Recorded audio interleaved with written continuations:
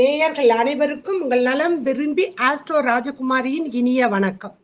ஸ்ரீ கால பைரவரின் கருணையினாலும் அருளாலும் நோய் நொடி இல்லாமல் உங்கள் இல்லங்களில் எப்பொழுதும் இன்பம் பொங்கட்டும் என்று ஸ்ரீ கால பைரவரை வேண்டி வணங்கிக் கொள்கிறேன். இன்று நாம் 4/6/2023 ஞாயிற்றுக்கிழமை கேட்டை நட்சத்திரத்தில் வரக்கூடிய சோடசக்கலை நேரத்தை பத்தி தான் நம்ம இப்போ பார்க்க போறோம். இந்த சோடசக்கலை நேரம் நினைத்ததை சாதிக்க உதவும் நேரம். இதை பற்றி நிறைய வீடியோல நம்ம சொல்லியிருக்கோம்.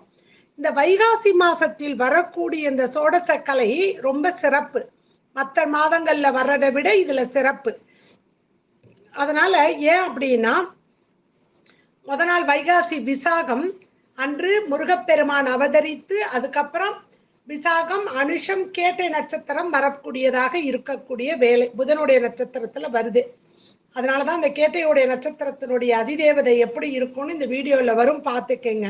புதன் தான் வியாபாரத்துக்கு காரகன், தொழிலுக்கு காரகன், புத்திக்கு காரகன். அவனுடைய நட்சத்திரத்துல வருது ஞாயிற்றுக்கிழமை. இந்த ஞாயிற்றுக்கிழமையும் புதனுடைய நட்சத்திரம் இணைந்து வந்த புதன் ஆதித்ய யோகத்துல இருக்கக்கூடிய நாளில் நம்ம புத்தியோட ஒண்ணு நினைச்சு நம்ம அதை சாதிச்சு கொள்ளக்கூடிய சிறப்பான ஒரு நேரம் இந்த நேரம். அப்ப இந்த நேரத்துல நம்ம என்ன பண்ணணும்? சோடசக்கலை நேரம் என்பது பிரம்மாவும் மகாவிஷ்ணும் சிவனும் சேர்ந்து மும்மூர்த்திகள் திருமூர்த்தியாக இருந்து நமக்கு 5 நொடி பொழுதுல நமக்கு நம்ம நினைத்ததை சாதிக்க உதவுவதற்கு அவர்கள் நமக்கு வரம் கொடுப்பாங்க. அப்படி அவங்க கொடுக்க போறத அஸ்துங்கிற தேவதை வானமண்டலத்துல போய்கிட்டு இருக்கிறது சதாஸ்து அப்படின்னு போகும். அவங்க மனசால அந்த திருமூர்த்திகள் நினைச்சாலே நமக்கு நடந்துருமா. ஏன்னா அது அப்படியே ஆகட்டும் அப்படின்ட்டு போயிடும். சதாசு அப்படின்னா அப்படியே ஆகட்டும்னு அர்த்தம். அஸ்து தேவதை சொல்லிட்டு போயிடும். அப்படி இருக்கக்கூடிய வேளையில யாருக்கெல்லாம் பொருளாதார தடை, யாருக்கெல்லாம் அரசு உத்தியோகம் ஞாயிற்றுக்கிழமையில வர்றதுனால யாருக்கெல்லாம் அரசு உத்தியோகம் வரணுமோ, யாருக்கெல்லாம் வருமானம் வரணுமோ, நல்ல ஒரு வேலை கிடைக்கணுமோ, இல்ல வியாபாரம் செழிக்கணுமோ, இவர்கள்லாம் ஏதாவது ஒரு சங்கல்பத்தை வைத்து கொண்டு இந்த சோடசக்கலை நேரம் பாத்தீங்கன்னா காலையில 8:11 இருந்து 10:11 வரைக்கும் ஞாயிற்றுக்கிழமை இருக்கு.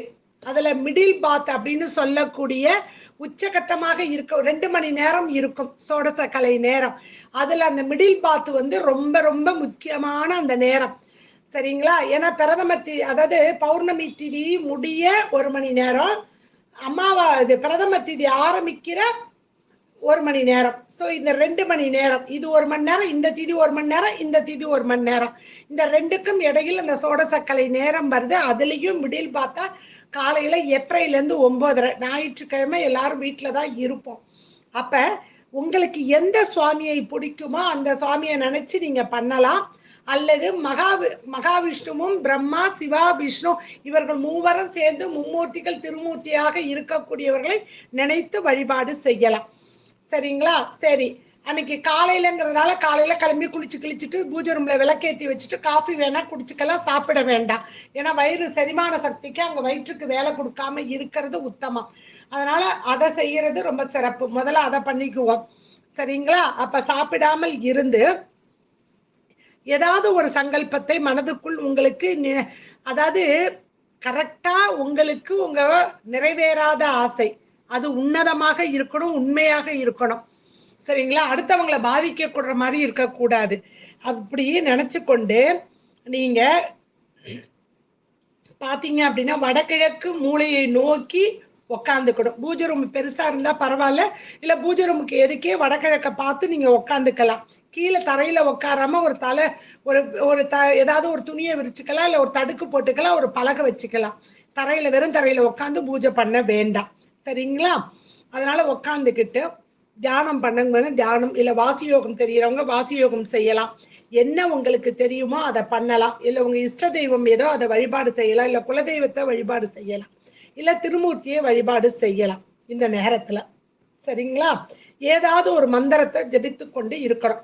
நீங்க டெய்லி சொல்ற மந்திரம், நான் இதை டெய்லி சொல்லுவேங்க அப்படிங்கிற அந்த மந்திரத்தை வச்சுக்கலாம்.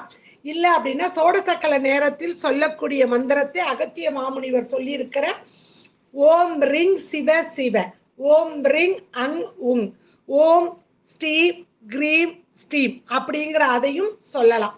உங்களால எது முடியுமோ அதை சொல்லுங்க. சரிங்களா? இவ்வாறாக சொல்லி நீங்க வழிபாடு செய்தீர்கள் என்றால் உங்களுக்கு திருமண தடை, குழந்தை பாக்கியம் இல்லாதவர்களுக்கு குழந்தை பாக்கியம் வேணுமா, இல்ல கடன் தீரணுமா, எதிர்ப்புகள் விளங்கணுமா, வம்பு வழக்குல இருந்து வெளியில வரணுமா, வழக்கு வெற்றி பெறணுமா, மேல் படிப்புக்கு போய் படிக்கணுமா, இல்ல நல்ல ஒரு வருமானம் வேணுமா, இடமாற்றம் வேணுமா, அப்படின்னு எந்தோ ஒரு இதை உங்களுக்கு ஏதாவது ஒரு கோரிக்கையை நினைத்து கொண்டு நீங்க வழிபாடு செய்யணும். இந்த 8:30 9:30 நீங்க வழிபாடு செய்துங்க. சரிங்களா? பூஜை ரூம்ல விளக்கு எரியணும்.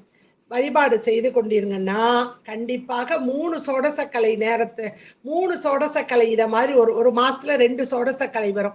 அப்ப அந்த 3 சோடசக்கலை நேரத்துக்கு காலகட்டங்கள்ல கூட நீங்க நினைத்தது நிறைவேறும். சரிங்களா? இது நம்ம இந்து மத பிரகாரம் செய்ய வேண்டியது.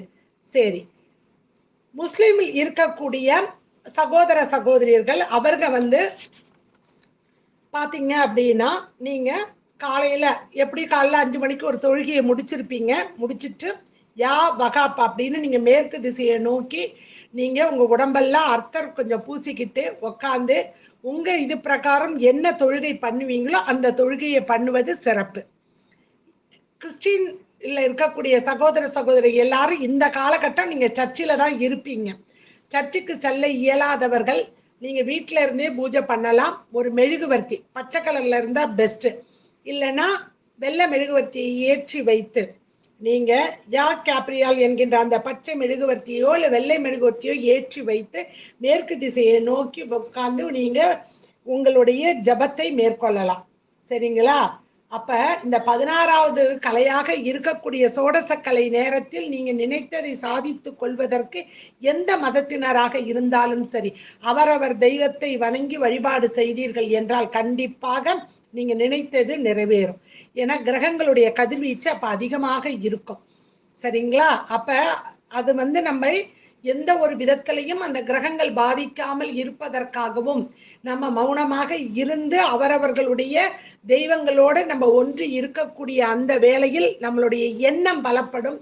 அந்த நேரத்தில் நமக்கு கிடைக்கக்கூடிய அந்த சக்தியானது கண்டிப்பாக அந்த நம்மளுடைய நேர்மறை எண்ணங்கள் நமக்கு நல்ல வழியில் எண்ணம் செயல்படும் என்பதில் திண்ணம்.